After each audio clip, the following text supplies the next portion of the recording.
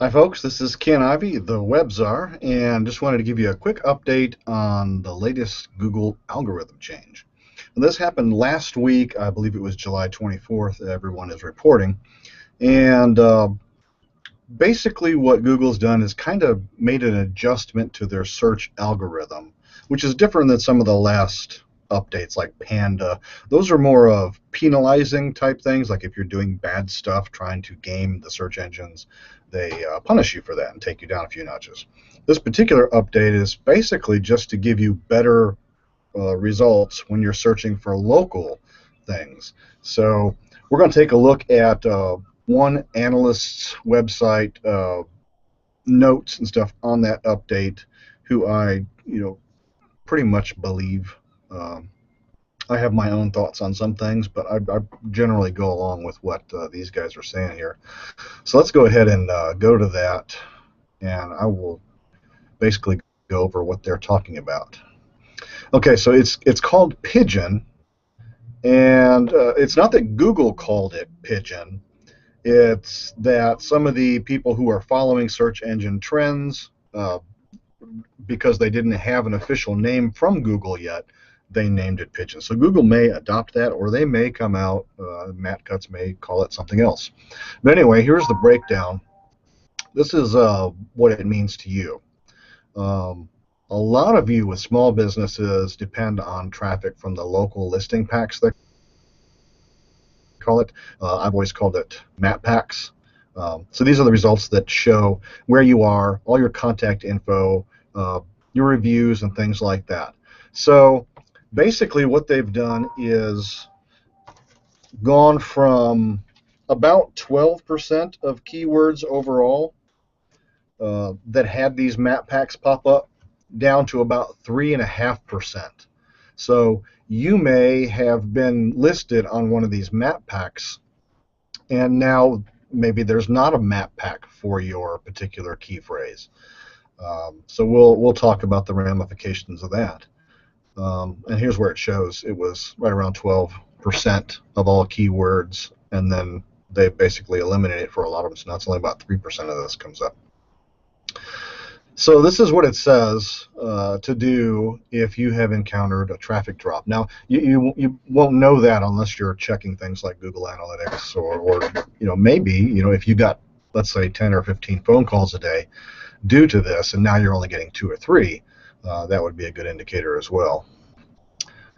So basically what you want to do in this case is make sure that your website itself can get ranked mostly on its own merit and not from things like a bunch of spammy type social media links and mentions and stuff like that.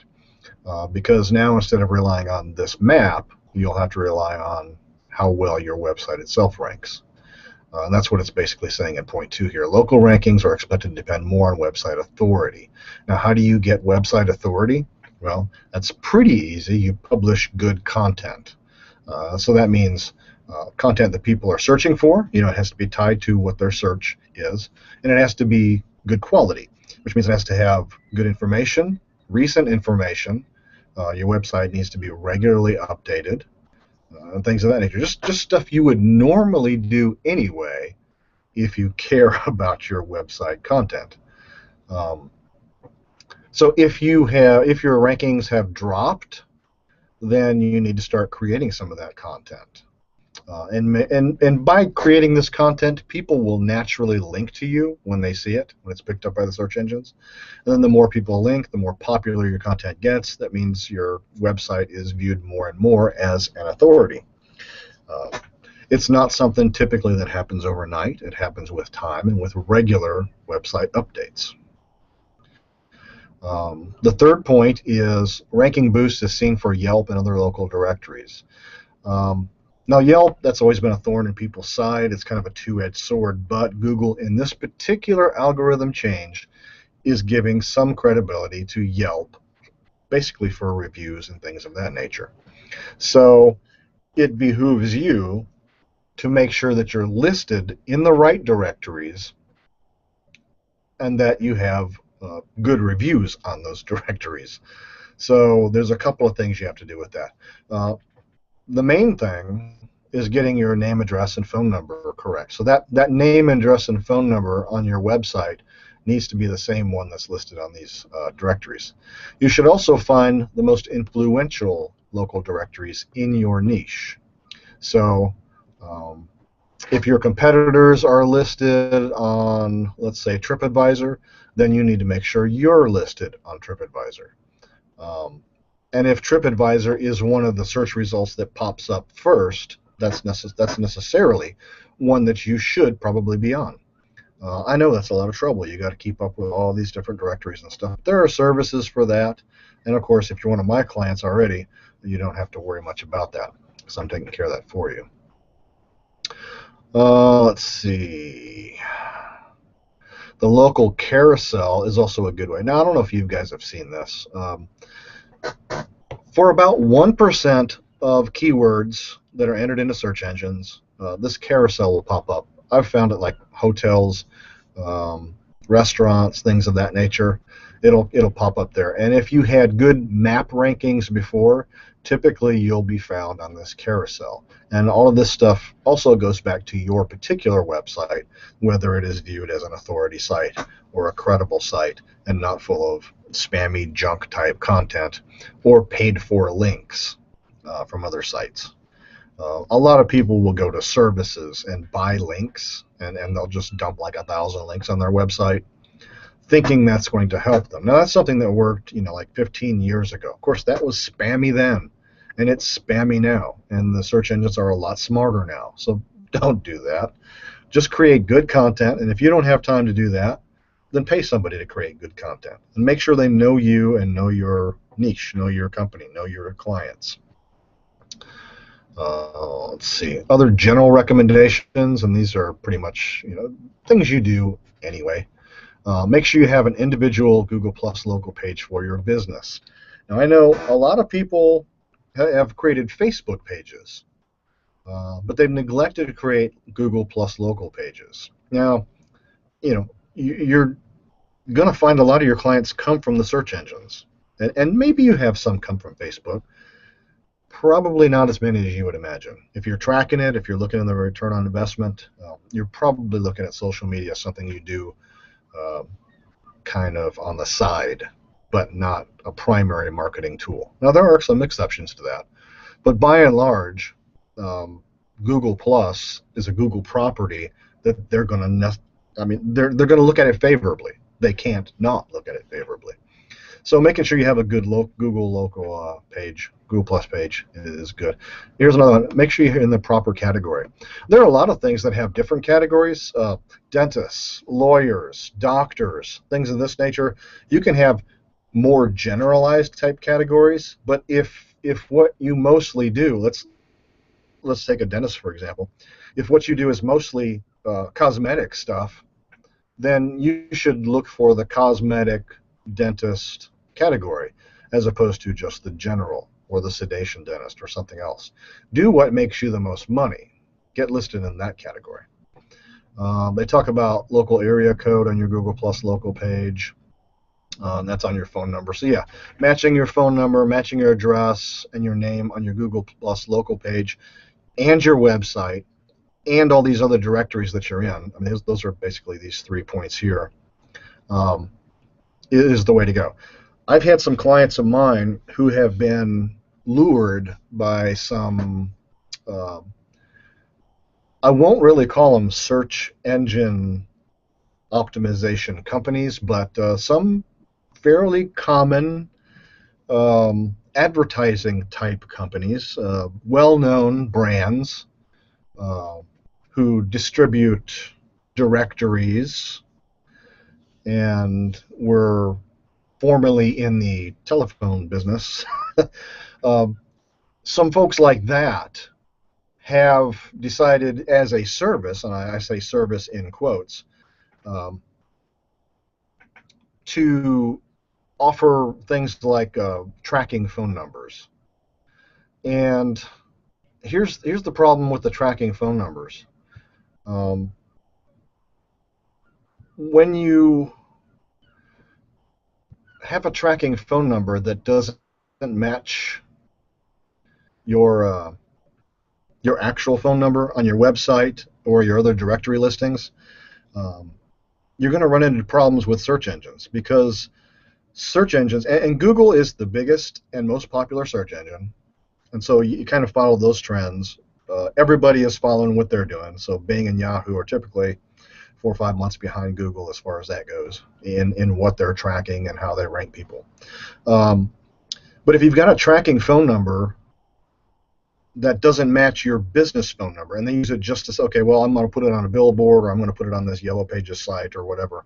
And I can't tell you how many people have called me saying, hey, I can't get ranked in Google. I don't know what the problem is, and that's the problem. Because their name, address, and phone number doesn't match across their website, their Google Plus page, their Facebook page, the Yelp, the City Search, the TripAdvisor, all the other directories. They have different phone numbers because these guys have put tracking phone numbers on the web.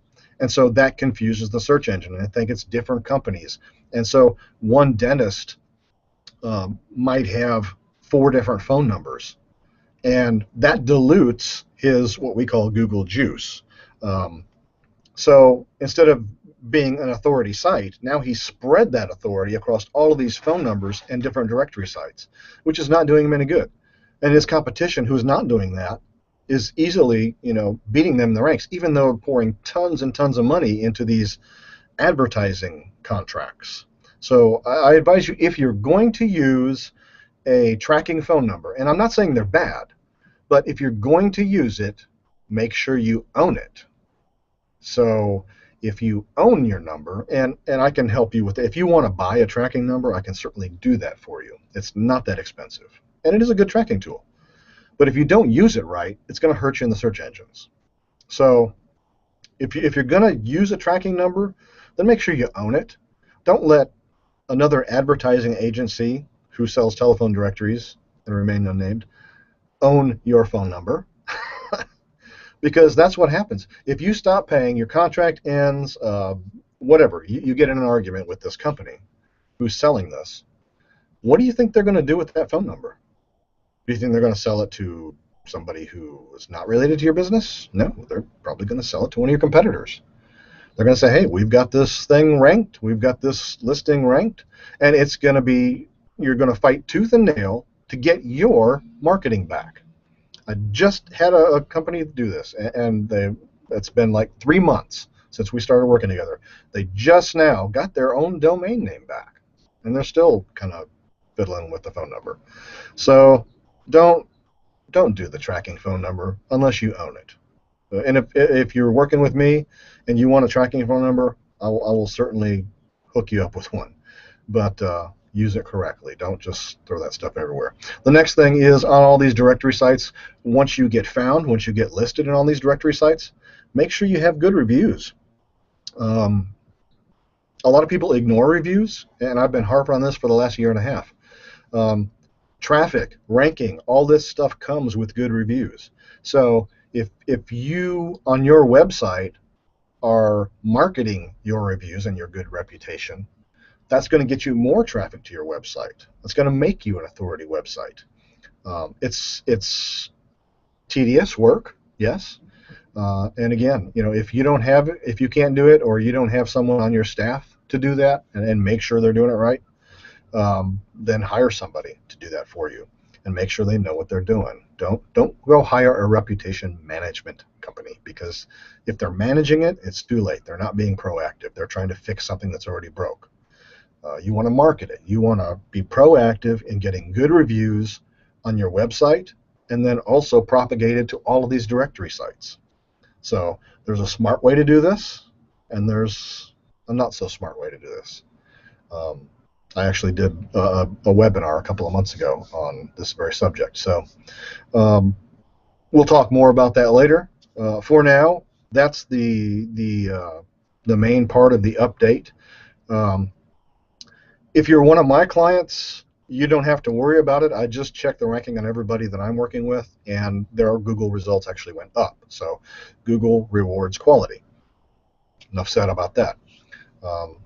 If you have taken a hit in Google and you need some help, let me know. You can get my contact information probably right down here, or just look up Ken Ivey, the web czar. I'm all over the internet. So I hope this helps. If you have any questions, leave it in the comments below, and I will address it just as soon as I can. Have a great day. Good marketing. Thank you.